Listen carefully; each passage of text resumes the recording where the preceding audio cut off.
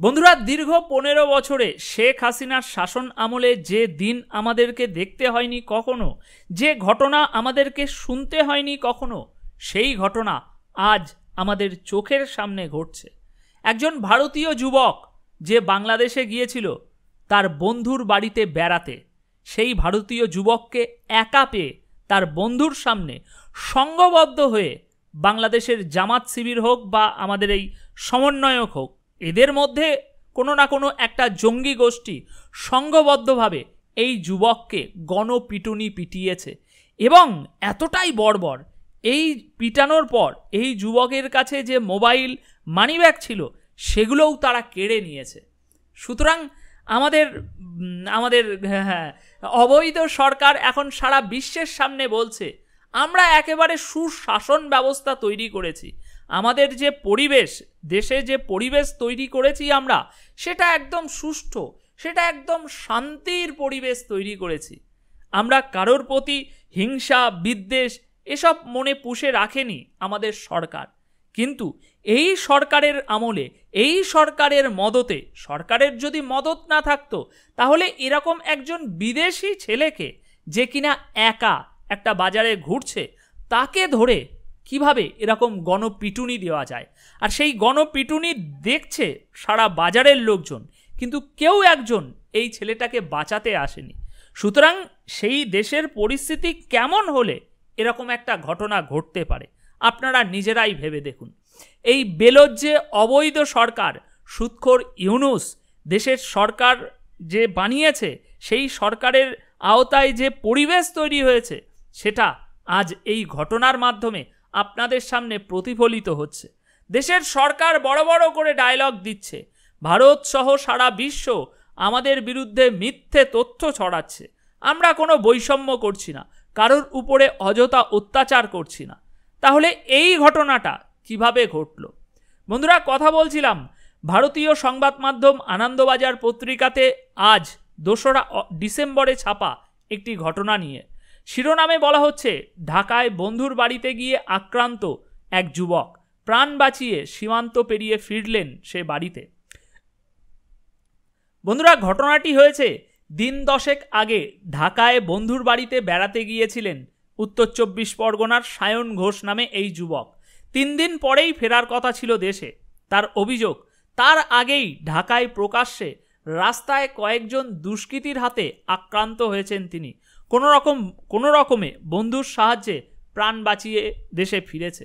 এখন এই ঘটনাটা যদি ভারতে কোনো বাংলাদেশি মানুষের সাথে হতো, তাহলে এখন এই এই এই জঙ্গি গোষ্ঠী যারা পিটিয়েছে, বা এই জামাত শিবির, আমাদের ছাত্র সমন্বয়ক, এই যে গোষ্ঠীটা আছে, এরাই সোশ্যাল মিডিয়াতে একেবারে উঠে পুড়ে লেগে যেত।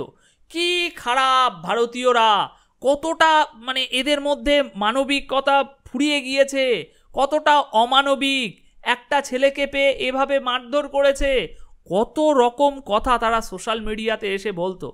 কিন্তু আজ পর্যন্ত এমন কোনো ঘটনা হয়েছে? কিন্তু বাংলাদেশে আজ এটা কি ঘটনা ঘটছে? বন্ধুরা, 23শে নভেম্বর ঢাকায় বন্ধুর বাড়িতে বেড়াতে গিয়েছিল এই ছেলে। ফেরার কথা ছিল 26 তারিখে, 3 দিনের জন্য বেড়াতে গিয়েছিল। ফেরার আগের দিন বন্ধুর সঙ্গে ঢাকার বাজারে ঘুরতে বেরিয়েছিলেন সায়ন। সেই সময়ই আচমকা একদল লোক এসে তাকে ঘিরে ধরেন। শুরু হয় জেরা। ভারত থেকে এসেছে এই ছেলেটা, এটা শোনার পর তার উপরে চড়াও হয়ে যায় এই একদল দুষ্কৃতিকারীরা। শুরু হয় মারধর। প্রকাশ্যে রাস্তায় এমন ঘটনা দেখেও এগিয়ে আসেননি কেউই। ঢাকার একটি বাজারে এরকম একজন ভারতীয় যুবককে একা ফেলে মারধর করা হচ্ছে, গণপিটুনি দেওয়া হচ্ছে, কিন্তু সেই বাজারের একটিও লোক এগিয়ে আসেনি। প্রকাশ্যে রাস্তায় শেষ পর্যন্ত ওই বন্ধুর তৎপরতায় দুষ্কৃতীরা পিছু হটে। তার বুঝে দেখুন, এখন বাজারে কেউ এগিয়ে আসেনি তার এই নয় যে বাজারের সমস্ত লোক খারাপ। বাজারের কেউ এগিয়ে আসেনি আমার মনে হয় এই জন্য যে এই যে দুষ্কৃতিকারীরা চড়াও হয়েছিল তার উপরে, সেই দুষ্কৃতিকারীদের সাথে একজন ব্যবসায়ী বা কয়েকজন ব্যবসায়ী গিয়ে তাদের থামাবে, তাদের সাথে লড়াই করবে বা তাদেরকে থামাতে যাবে, সেই সাহসটুকু সেই ব্যবসায়ীদের মধ্যে হয়তো ছিল না। কারণ ইউনূস সরকার এখন তাদের যে সাঙ্গপাঙ্গ আছে তাদেরকেই তো মদত দিচ্ছে, তাই না? আর যত সাধারণ নির্দোষ মানুষ আছে তাদের একটু কিছু হলেই, একটু কোথাও গলদ পেলেই সঙ্গে সঙ্গে ধরে ধরে জেলে ভরে দেওয়া হচ্ছে। তো সেরকমই কিছু ভয় থেকে হয়তো এই দুষ্কৃতিকারীদের ভয় পেয়ে বাজারের মানুষেরা তাদেরকে বাঁচাতে আসেনি ওই ছেলেটিকে। সায়নের অভিযোগ থানায় গিয়েও কোনো লাভ হয়নি। সুতরাং বুঝতে পারছেন, প্রথমেই পুলিশ চিকিৎসা করে আসতে বলে, কিন্তু সে ব্যাপারে কোনো সাহায্য করেনি। সায়নের কাছে থাকা মোবাইল এবং টাকা পয়সা সব কেড়ে নিয়েছে দুষ্কৃতিকারীরা। ওই অবস্থাতেই ভয়ে গেদে সীমান্ত থেকে চেকপোস্ট দিয়ে ভারতে চলে আসেন সায়ন।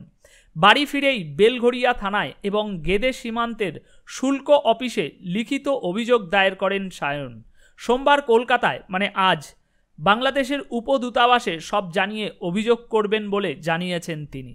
তার মানে এখানে একটা জিনিস বুঝুন, এই যে দুষ্কৃতিকারীরা একজন বিদেশির উপরে আমার দেশের কয়েকজন দুষ্কৃতিকারী বিনা দোষে শুধুমাত্র ভারতীয় এটা শোনার পর হামলা চালিয়েছে, কিন্তু পুলিশ এই নিয়ে কোনো মামলা দায়ের করেনি। পুলিশ শুনতেই চায়নি, আগে বলেছে যে আপনি গিয়ে চিকিৎসা করে আসুন, মামলার কোনো বিষয়ই নেই। সুতরাং বুঝতে পারছেন আজ বাংলাদেশে ভারতের প্রতি কতটা বিদ্বেষ ছড়ানো হচ্ছে বা মানুষের মধ্যে কতটা বিদ্বেষ ঢুকিয়ে দেওয়া হচ্ছে। এক পক্ষের মধ্যে তো আছে, সেটা এবার সারা পরিবেশে ছড়িয়ে দেওয়া হচ্ছে এবং এটা বাংলাদেশের আপামর সাধারণ মানুষের জন্য অত্যন্ত ক্ষতিকর। কিন্তু এই যে জঙ্গি গোষ্ঠীটা আছে এদের জন্য কিন্তু অত্যন্ত লাভজনক, কারণ যত বেশি শত্রুতা বাড়বে এবং এই শত্রুতা বাড়তে বাড়তে একসময় যদি যুদ্ধ পরিস্থিতি হয়ে যায়, আমরা ভাবছি কত ক্ষয়ক্ষতি হবে, আমাদের জীবনের কতটা আশঙ্কা বেড়ে যাবে। কিন্তু এরা সেরকম একটা স্বপ্ন দেখতে পেলে ভীষণ আনন্দিত হয়, কারণ সেই দিনের জন্যই এরা বসে আছে। এদের লাভ ওই যুদ্ধ পরিস্থিতি তৈরি হওয়াতে।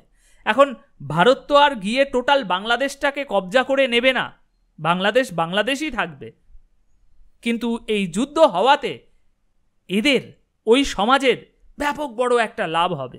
এখন সেই লাভটা নিয়ে আর বিস্তারিত বললাম না, আপনারা সবই বুঝতে পারছেন। ধন্যবাদ।